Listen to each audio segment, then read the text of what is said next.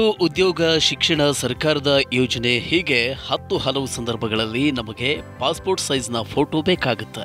ಆದರೆ ಕೆಲವೊಮ್ಮೆ ನಮ್ಮ ತುರ್ತು ಸಂದರ್ಭದಲ್ಲಿ ಪಾಸ್ಪೋರ್ಟ್ ಸೈಜ್ನ ಫೋಟೋ ದೊರೆಯುವುದಿಲ್ಲ. ಅದರಿಂದಾಗಿ ಕೆಲವೊಮ್ಮೆ ಸಮಸ್ಯೆಯಾಗುವುದು ಕೂಡ ಇದೆ. ಅಲ್ಲದೆ ಪಾಸ್ಪೋರ್ಟ್ ಗಾತ್ರದ ಫೋಟೋ ತೆಗೆದುಕೊಡೋದಕ್ಕೆ ಫೋಟೋ ಸ್ಟುಡಿಯೋಗಳು ಕೂಡ ಇಂತಿಷ್ಟು ದರ ಅಂತ ವಿಧಿಸ್ತವೆ. ನಮಗೆ ಕೆಲವೊಮ್ಮೆ 2 ಫೋಟೋ ಅಗತ್ಯವಾಗಿ ಬೇಕಿದ್ರೂ ಅನಿವಾರ್ಯವಾಗಿ 6 ಇಲ್ಲವೇ 8 ಫೋಟೋಗಳನ್ನು ಪ್ರಿಂಟ್ ತೆಗೆಯಬೇಕಾಗುತ್ತೆ.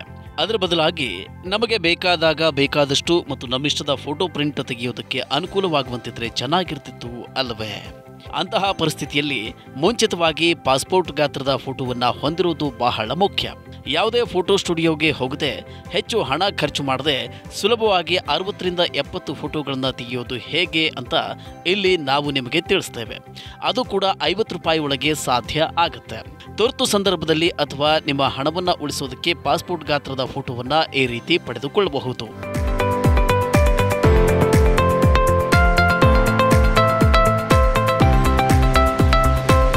ತುರ್ತು ಪರಿಸ್ಥಿತಿಯಲ್ಲಿ ಈ ರೀತಿಯ ಪಾಸ್ಪೋರ್ಟ್ ಅಳತೆಯ ಫೋಟೋ ತೆಗೆದುಕೊಳ್ಳಿ. ಪಾಸ್ಪೋರ್ಟ್ ಗಾತ್ರದ ಫೋಟೋವನ್ನು ತ್ವರಿತವಾಗಿ ಮತ್ತು ಅಗ್ಗವಾಗಿ ಪಡೆಯೋದಕ್ಕೆ ನೀವು ನಿಮ್ಮ ಫೋನ್ ಅನ್ನು ತೆಗೆದುಕೊಂಡು ಒಳ್ಳೆಯ ಸೆಲ್ಫಿ ಫೋಟೋವನ್ನು ಕ್ಲಿಕ್ ಮಾಡಿ. ಫೋಟೋ ಕ್ಲಿಕ್ ಮಾಡಿದ ನಂತರ ಗೂಗಲ್ಗೆ ಹೋಗಿ ಮತ್ತು ಕಟ್ಔಟ್ ಪ್ರೋ ಎಂದು ಟೈಪ್ ಮಾಡಿ. ಇಲ್ಲದಿದ್ದರೆ ಈ ಲಿಂಕ್ ಅನ್ನು ಕ್ಲಿಕ್ ಮಾಡಿ. ಇದರ ನಂತರ ನಿಮಗೆ ಫೋಟೋವನ್ನು ಅಪ್ಲೋಡ್ ಮಾಡುವ ಆಯ್ಕೆಯನ್ನು ತೋರಿಸಲಾಗುತ್ತೆ. ಅಲ್ಲಿ ನೀವು ಕ್ಲಿಕ್ ಮಾಡಿದ ಸೆಲ್ಫಿಯನ್ನು ಇಲ್ಲಿ ಅಪ್ಲೋಡ್ ಮಾಡಿ.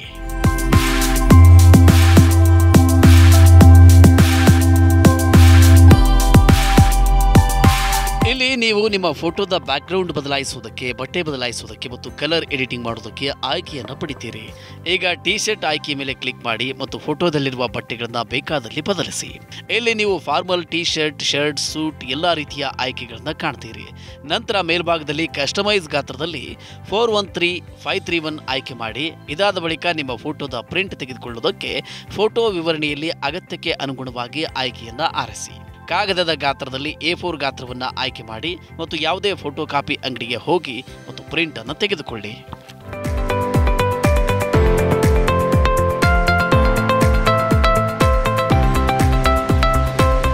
ಪ್ರಿಂಟ್ಔಟ್ಗಾಗಿ ನೀವು ಸುಮಾರು 30 ರೂಪಾಯಿಗಳನ್ನು ಖರ್ಚು ಮಾಡಬೇಕಾಗುತ್ತೆ. ಇದರ ನಂತರ ನೀವು 60ರಿಂದ 70 ಪಾಸ್ಪೋರ್ಟ್ ಅಳತೆಯ ಭಾವಚಿತ್ರಗಳನ್ನು ಹೊಂದಿರ್ತೀರಿ.